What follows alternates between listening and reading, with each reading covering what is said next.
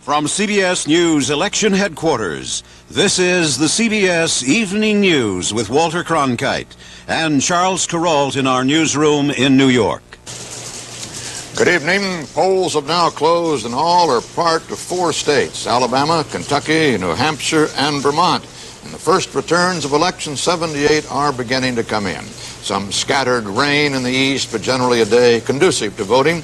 Indications right now that about the overall turnout are spotty, as usual at this hour. It usually is low in an off-year election, and some politicians predicted 2/3 of the voters would stay home today. But some states are reporting heavier than expected voting. And our CBS News estimate already is in on 2 states in Kentucky, where Walter D. Huddleston, the incumbent, has been elected for a second term, roundly defeating his Republican opponent, Louis Gunther, by 63 to 37%, 64 to 36%, we believe the final vote will be. And in Alabama, for one of the 2 Senate races at stake there, Howell Heflin has defeated John Couch overwhelmingly. John Couch was an independent candidate, that is from the American Party. Howell Heflin won that seat easily. That's for the 6-year term of the seat left vacant by the retirement of John Sparkman. We don't need returns to report another winner, Democratic Senator Bennett Johnston, and 7 congressmen have won in Louisiana. They did so by getting more than half the votes in the state's now open primary last September. Another 66 congressmen, the majority of those Democrat, may be said to be elected since they faced no or just token opposition. And from our own Election Day polling, we have an idea about some other races. A sample of some 900 Californians who had voted by midday showed Governor Jerry Brown with an apparent substantial lead over Republican Evel Younger. CBS News and the New York Times have been interviewing voters across the country after they cast their ballots, asking their opinions about candidates and issues. The poll involves about 14,000 voters, and the results are subject to a sampling error of plus or minus 2 percentage points. But Bruce Morton tells us what it has shown us so far. Walter, we have some results in so far from the East, the Middle West, and the South. They show voters preferring Democratic congressional candidates to Republican ones, not surprising since the Democrats have controlled Congress for a generation. But answers to our questions also suggest that the Republicans blew it on a major issue this year and lost votes in the process. The GOP, you remember, was the party that used to talk about the need for cutting government spending. This year, a lot of Republicans muted that theme and talked instead about the need for a big cut in taxes. But voters in our sample said overwhelmingly, by margins of better than 2 to 1, that it was more important to cut spending than taxes. In other words, they're where the Republicans used to be. That preference for cutting spending went across the board, among blacks and whites, among self-styled liberals, moderates, and conservatives. Voters even favored forcing the federal government to balance its budget, another old Republican proposition. That mood of fiscal toughness went further. Our voters favored keeping the recently passed increases in the Social Security tax. And asked about the Republicans' this year issue, that proposed big income tax cut, voters in our sample said no, by margins of about 5 to 4 in the returns we have so far. That suggests that a lot of voters agreed with what an Arkansas Democrat who called that Republican tax cut proposal tooth fairy economics. It also suggests the GOP would have been better off with its old theme, cutting government spending. Walter? We'll be back in a minute with more on Election 78.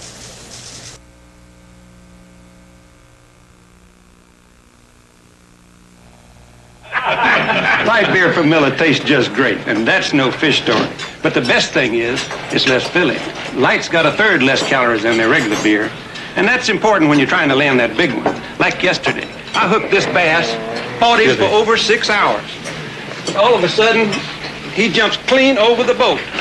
Broke my rod, and I had to tie the... No, wait a minute, fellas. I had to tie the line off. Light beer from Miller. Everything you always wanted in a beer, and less. Left me out there with nothing but a paddle. Why did Car and Driver magazine call the Audi 5000 a functional masterpiece, and yet one of the most sumptuous cars ever to come out of Germany? Why did Road and Track magazine say, for the money, we don't see anything that can touch it? Test drive the Audi 5000 at your Porsche Audi dealer and find out why. The voters today are electing 36 governors, 35 senators, 435 members, all the members of the House, of course, the legislatures of 45 states, and they're deciding on some 200 ballot questions. Our regional correspondents have spent the last few weeks in the field. They're well versed to tell us what to look for. So let's find out first from Harry Reasoner in the East. Harry? Well, technically, the first votes in American elections are cast in Guam, but as a practical matter, they start in the 12 eastern states. By now, they have mostly decided on 9 governors and 7 senators and 117 members of the House. And how the voters of the high-tax, economically beleaguered eastern states feel about things will show up perhaps most strongly in New York and Connecticut. Will they return Democrats Hugh Carey and Ella Grassa to those state houses, in spite of the fiscal austerity that those governors have had out of necessity, had to make the 2 states live with? We'll know by mid-evening Eastern time.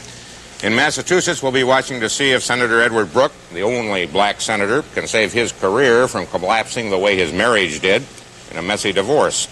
We expect before the night is over to see Bill Bradley, the former pro basketball star, come out of the dressing room as the new United States Senator from New Jersey.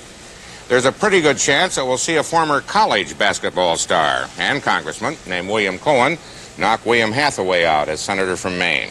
And we'll get the voters' verdict in the case of Pete Flaherty versus Richard Thornburg, 2 former crime-fighting attorneys who both want to be the future governor of Pennsylvania.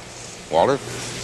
Dan Rather, what are the top races that we should be watching in the Middle West? Well, first of all, Walter, anybody who said that this was a dull election obviously hasn't been watching in the Midwest. There are hot races all over the region, and much is at stake for the nation's overall political future. Look at it this way. The Midwest is supposed to be home territory for the Republicans. There are 8 Senate seats and 9 governorships on the line tonight. If the Republicans are to have any chance at all of rebuilding and rebounding for 1980, they have to start with this election and in the Midwest. Now, let's quickly run down 3 of what are expected to be many tight races. In Illinois, two-term incumbent Senator Charles Percy trying for a 3rd term against surprisingly strong Democrat Alex Seith. And in Minnesota, Democrat Wendell Anderson trying to defy tradition in his race for the Senate against plywood millionaire Rudy Boschwitz. Anderson had himself appointed to the unexpired Senate term of Walter Mondale, and the last 7 governors to do that failed in their attempts to win the Senate seat on their own. In Ohio, a fierce duel between Republican Governor James Rhodes at 69, the nation's oldest governor, and Democratic Lieutenant Governor Richard Celeste. Those races, plus the one in Kansas in which it will be decided whether a woman goes to the Senate or not, provide the drama from the Midwest tonight, Walter. There's some hot and expensive races in the South. Roger Mudd, want to tell us about them? Walter, in the South tonight, you ought to look for the way the voters are going to react to a whole series of changes. In Alabama, for instance, there will be no Wallace on the ballot for the first time since 1962, and no John Sparkman running for the first time since 1948. Watch and see whether their retirements and the death of Senator Jim Allen stimulate an increase in the Republican vote in Alabama. There's a chance for an upset in the Senate race between Donald Stewart and Jim Martin. In Mississippi, there will be no Jim Eastland on the ballot for the first time in 31 years. The result is a 3-way race, and watch tonight to see whether black independent Charles Evers pulls enough votes away from Democrat Maurice Danton to elect Republican Thad Cochran. A Cochran victory would be a plume in the GOP cap. And in Texas, watch for the voter reaction to one of the dirtiest campaigns of the year between Democrat Bob Kruger and Republican incumbent John Tower. Tower is in serious trouble already, and his future could turn on his refusal to shake hands with Kruger. In fact, Walter, there's been so much below-the-belt campaigning that they're selling a new game down there called Texas Politics. It costs $30, it's a box of dirt, and all you do is add water for the mudslinging. And in the West, Leslie Stahl, what are we going to watch for out there? Walter, in the West, there's one super glamour race, and it's, of course, Jerry Brown in California, who hopes to win so big over Republican Evel Younger that he's an automatic contender for the 1980 presidential race. Proposition 13 is the proud mother of several offspring in the West. Tax cutting or budget limiting proposals are on the ballots in 6 western states, as are a number of other initiatives affecting everything from gay rights to smokers' rights to the rights of people who wear false teeth to women's rights. There's an ERA straw vote on the ballot in Nevada. After Jimmy Carter's big defeat in the West in 1976, many Republicans hungrily eyed this region as a place to make big gains. At one time, they'd hoped to pick up 7 governorships and 1 additional Senate seat. But in the last month, those high hopes have faded. So the story tonight could conceivably be how the West wasn't won by the Republicans. Walter? We'll be back later in the broadcast with more election coverage after Charles Kuralt reports some of the day's other news.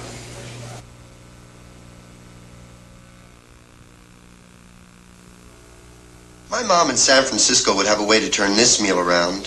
She'd use French green beans mixed with bean sprouts. Bean sprouts. Sweet red peppers. Sweet red peppers. Mushrooms. Mushrooms. And a delicate sauce with a crisp chow mein noodle topping. Susie.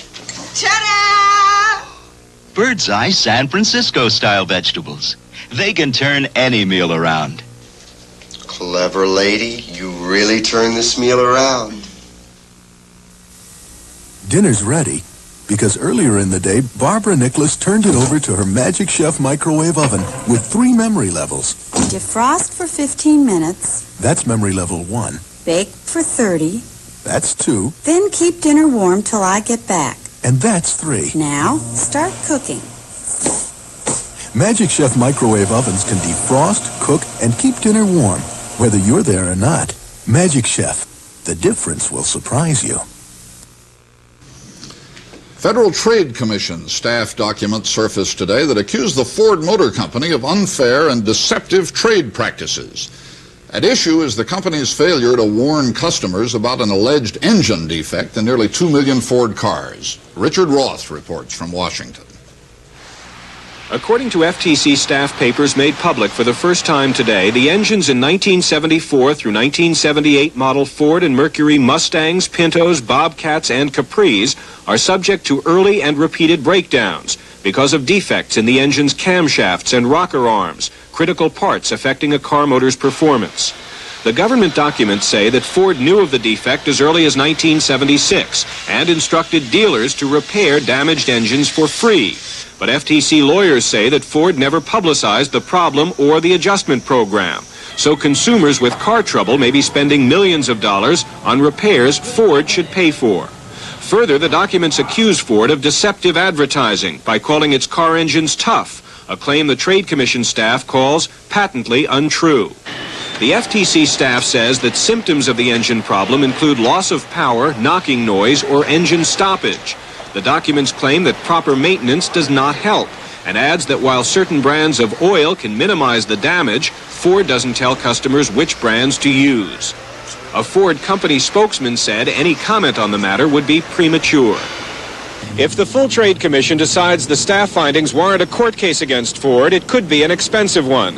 The commission staff estimates the average repair bill per car is $226 and says the repair is needed on more than 1.8 million cars. Richard Roth, CBS News, Washington. General Motors today announced it's recalling 300,000 1976 and 77 Chevettes for fuel tank modifications and 130,000 1975 Chevrolet Monzas, Oldsmobile Starfires, and Buick Skyhawks that may have defective front wheel bearings. GM said the recall is voluntary. A Staten Island ferry boat loaded with rush-hour commuters missed its slip in foggy New York Harbor this morning and crashed into a concrete seawall. At least 175 persons were injured. Jim Kilpatrick reports. Every available ambulance in lower New York was called to the scene. Police say 30 persons were seriously injured. The others suffered broken bones, bruises, and cuts. When the ferry hit the seawall at 10 miles an hour, the impact curled the steel bow like a tin can lid. The sudden stop hurled passengers like newspapers in a windstorm. I seen people flying over the chairs, people hitting the windows, people up against the wall, a guy's hand broke his fingers, bleeding all over the place. The crossing should have been almost second nature, yet the pilot with 30 years experience missed the ferry dock by almost 1,000 feet, slamming into the seawall more than 3 football fields away from the ferry terminal. There was dense fog, but the trip has been made in worse weather with safety. Indications are that all navigational aids were working. So how did the ferry miss its landing by 1,000 feet? There will be an investigation. For now, the explanation is an accident is an accident. Jim Kilpatrick, CBS News, New York. The whole town of Marietta, Georgia was buzzing today. A tractor-trailer overturned, spilling $10,000 worth of honey and letting loose 28 million bees. 14 beekeepers were rushed to the scene to help control a sticky situation. John Sheehan reports. It was almost the biggest sting in Georgia history. Millions of bees wound up on the highway when the tractor-trailer carrying the hive is overturned early this morning. The bees came close to endangering people in the cities of Atlanta and Marietta, except that Georgia was having its first cold day in a month. It was bad, but it could have been a lot worse. The sky would have been just one mass of bees. It would have been a cloud. It would have just been terrible. I mean, we would have lost every bee in every colony if they'd have all been in flight, you know. It would have been bad. Local beekeepers responded to an appeal to help round up the bees. One man was hospitalized with multiple stings when a bee flew into his ear. While the locals wore protective clothing, the driver and beekeeper, Jim Owens, walked among his bees in a T-shirt. We get stung so many times each day, 40, 50, 60, sometimes 100 times a day, maybe more. And my system is really kind of immune to the venom. So the bee stings aren't a problem at all. For you? For me. There are all kinds of safety regulations for trucking across state lines, but honeybees were not considered hazardous cargo until today. John Sheehan, CBS News, Marietta, Georgia. Small fires burning in Macon County, Alabama today merged into a huge forest fire covering 7,000 acres. Patchy rain fell in the drought-ridden southeast, where fires over the past week have claimed at least one life, charred about 100,000 acres, and caused millions of dollars in damage. Authorities estimate that 60% of all the fires were started by arsonists. Renewed concern about a slowdown in the economy and a General Motors announcement of a 54% dividend cut combined to hit hard at the stock market today. Analysts said General Motors may have cut its dividend because it's nervous about next year's new car sales, supporting the belief of some economists that the nation is heading for a recession. The market today, way down in moderate trading.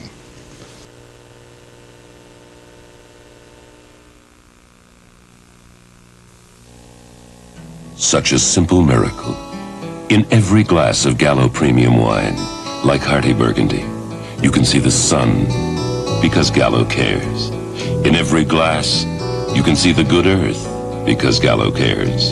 In every glass, the round and lovely grape because Gallo cares. You can see and taste the care that Ernest and Giulio Gallo take. Go with the good wine. Go with Gallo Hearty Burgundy. Know what? I can chew gum again. Big deal? It is to me. I had to give up gum because it stuck to my dental work. But with Freedent gum from Wrigley's, I can enjoy chewing gum again. Fact is, until I'd found Freedent, I'd forgotten how fresh and clean my mouth and breath could feel. Anytime. Freedent in peppermint and spearmint. You'll like it. Feel free to chew Freedent. It won't stick to most dental work. Freedent gum. Iran's new military government says it's going to crack down on rioting, and today in Tehran it did. Troops and tanks were stationed on downtown streets, discouraging all but scattered acts of violence in protest against the Shah's regime. Behind the scenes, more than 30 former officials were arrested today. Among them, a general who headed the Shah's secret police for 13 years and who was a central target of the protesters' anger. In Washington, reports are circulating that an intelligence gap has been restricting this country's reaction to the crisis in Iran. Marvin Kalb has more. It's understood here there has been something of an American intelligence failure on Iran, and the blame is being placed in part on the Central Intelligence Agency. The administration now seems to be in the shaky position of making big decisions on the basis of limited insights. The charges focus on not knowing enough about the generals running Iran or about the wave of Islamic discontent sweeping over Iran. Officials feel they do not know enough about this religious movement, but they think the Shah's ability to survive may turn on this new factor in Iranian politics. It's not clear whether the CIA is being set up as a scapegoat in the event the Shah falls, or whether the sharp criticism represents the real private view of the administration. As far as the public view is concerned, officials are sticking to a generally upbeat prognosis that the Shah will survive, that the new military regime will restore order, and therefore there will be no oil shortage. All of this, of course, is based on the official hope that order can be restored quickly. If not, one official said, it's chaos. Marvin Kalb, CBS News, the State Department. Most of the rioting in Tehran has been centered in the commercial section of the southern part of the city. The north of Tehran has been almost trouble-free, what you might call a bastion of safety. Doug Tennell has the story. Tehran's firemen are still trying to put out the fires set by anti-Shah demonstrators over the weekend. Now at least they have the security of martial law and the presence of Iranian troops throughout the city to keep them from becoming targets as well. But not all of Tehran has suffered from the conflict between the regime and its opposition. On a hillside above Tehran, the houses are a little larger than most in the center of town. They are ringed by high walls with steel gates that help to give the feeling of being secure indoors. Some of the teenagers call the district Hilltop, but nowadays it's more commonly known as the North, to set it well apart from the commercial center in the South where the rioting began. It is the place where most of the 25,000 Americans in Tehran live. There has been no violence or destruction here yet, but the riots moved close enough for most residents to stock up on food at local markets just in case. The grocery stores have become a kind of meeting ground where shoppers talk about the situation in the South or the rest of Iran, where another 15,000 Americans live. Some companies have moved their employees and dependents out of positions in the country's outlying provinces to safer ground in Iran's capital, where communication and transportation are more certain. Many who have stayed behind are circling the wagons, sticking together with other Americans who live in the same neighborhoods and listening to every report and rumor. We receive phone calls regarding both situations here and there, and this is safe and that isn't. Yesterday we stayed in all day. It's what we call keeping a low profile. Some companies have moved their employees and dependents out of positions in the country's outlying provinces to safer ground in Iran's capital, where communication and transportation are more certain. American embassy officials say some Americans have moved their families out of Iran altogether due to the conflict here. But the officials deny that that was done on the advice of the American government. Doug Tennell, CBS News, Tehran. Energy Secretary James Schlesinger said today that China eventually could become one of the world's top oil producers. Schlesinger, who's just been to China, estimated Chinese oil reserves at about 100 billion barrels. That's more than 3 times the oil reserves the United States is known to have left. A growing scandal in South Africa today claimed the job of a prominent government minister, Connie Mulder, who barely missed being elected prime minister when John Vorster resigned in late September. Mulder resigned after he was implicated in the secret spending of $14 million to set up a pro-government newspaper 3 years ago. Mulder says he's innocent, that whatever he did for his country.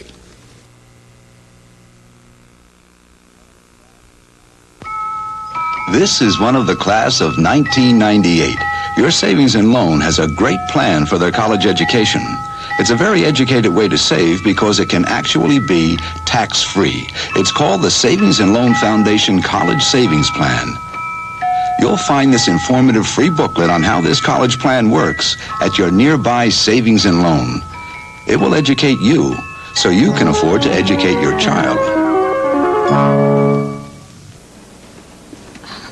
I'd like something strong. I mean, to clean, you know, my breath. Oh, yes, a breath deodorant. Deodorant? No, I said my breath. Yes, a breath deodorant. Clorettes. Clorettes is strong. It deodorizes mouth odors. Clorettes with Actazol actually helps your mouth's own freshening power eliminate bad breath. Costs a little more. Oh, but for a deodorant, it's worth it. Clorettes, the breath deodorant.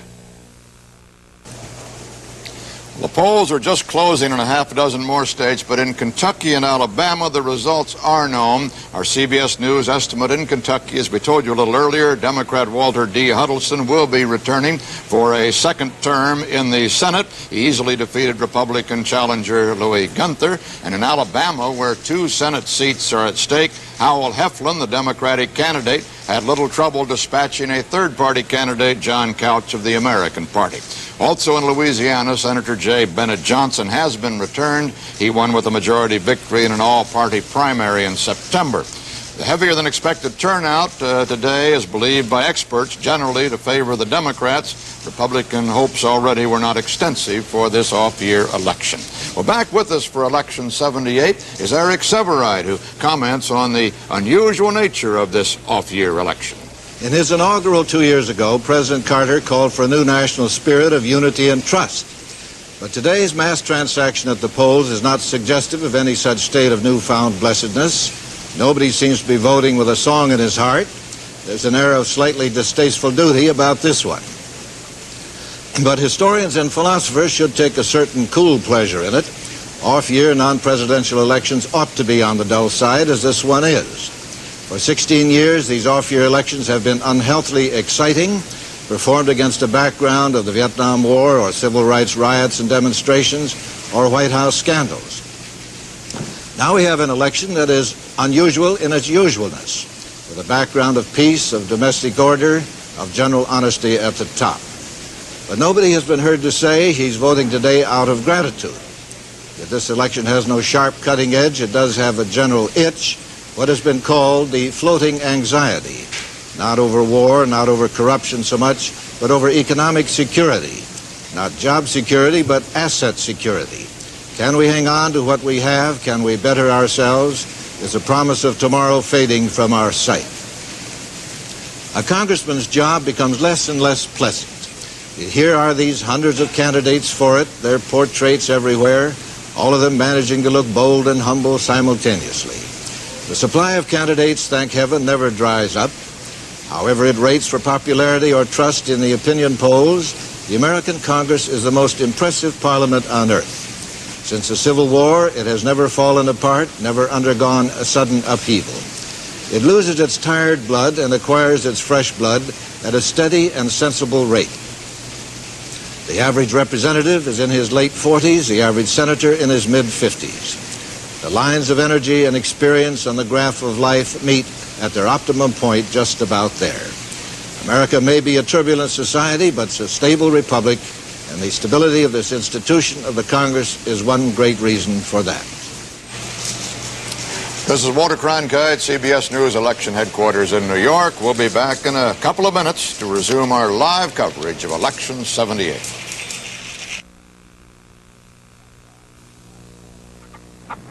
Crack down on the high cost of breakfast at Sambo's. Nobody cooks a breakfast like Sambo's, especially for $1.29. $1.29?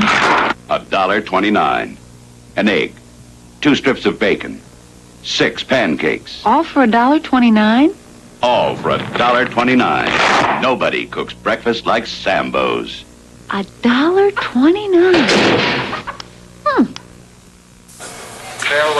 Ready for the kids in the beach? First the beach, then the kids. Here's good news for everyone 65 or older. You'll save 20% every Monday, Tuesday, and Wednesday on Trailways. Those are Trailways Senior Citizen Days. 20% off out-of-state fares. Senior Citizen Days. Just one way Trailways shows you we care. How do I look? Senior citizens, you do have a choice, and the choice is Trailways. From CBS News Election Headquarters, this has been the CBS Evening News with Walter Cronkite and Charles Kuralt in our newsroom in New York.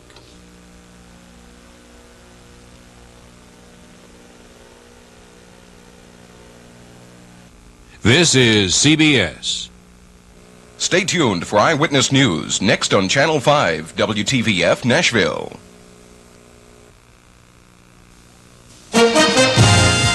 From Television 5, this is a special edition of Eyewitness News at 6. Tonight, comprehensive coverage of the day's events and live Election 78 reports from candidates' headquarters in Nashville and Knoxville, with analysis by political experts John J. Hooker and former Governor Winfield Dunn. Here now, Chris Clark.